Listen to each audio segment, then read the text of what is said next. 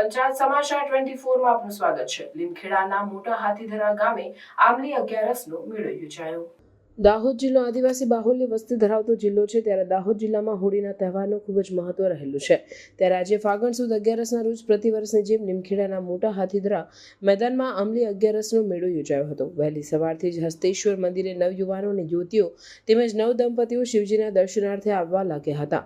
લગ્ન વાંછુક યુવાનો યુવતીઓ પોતાના મનગમતા માણીગરને પામવાની માનતા બાધા લઈ રહ્યા હતા। જ્યારે નવયુવાન દંપતીઓ ગત વર્ષે લીધેલી બાધા માનતા 5 જાતનું અનાજ હાથમાં રાખી જલધારા સાથે શિવ મંદિરની પ્રદક્ષિણા કરતા જોવા મળ્યા હતા।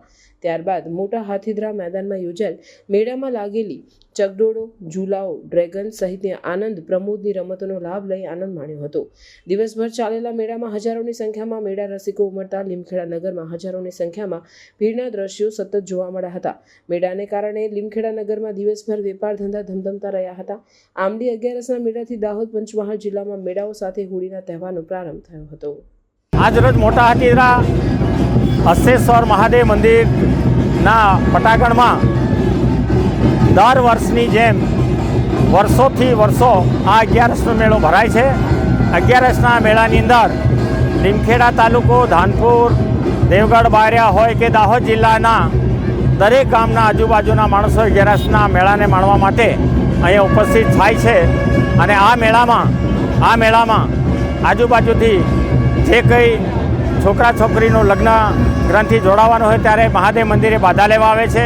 અને બાધા લઈને જ્યારે 11રસનો મેળોના દિવસે સાત જાતના ધાન્ય લઈ અને આ મહાદેવ મંદિરની ચારેકોર ફરી અને હાથ ફેરા ફરી અને એમની માનતા પૂર્ણ કરવામાં આવે છે।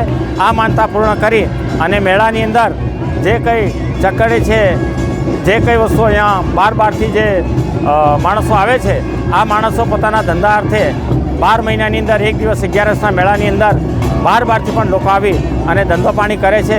અને આ 11રસના મેળાનું મોટું મહત્ત્વ એ છે કે દર વર્ષની જેમ આ વર્ષે પણ આ મેળો ભરાય છે।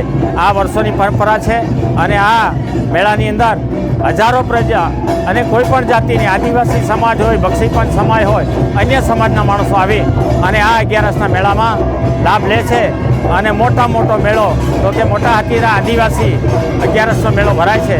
આ મેળા માટે દરેક બહાર ગામ રોજીરોટી માટે ગયેલા હોય ત્યાંથી પણ લોકો 11રસના મેળા માણવા માટે બહારથી આવી અને આ મેળાનો મહત્તમ જાણે અને આ મેળો ઉજવે છે। ત્યારે અહીંયા આજુબાજુના તાલુકાઓ જિલ્લાની અંદર પણ આ મોટી મેળાનો ઊભી થાય છે।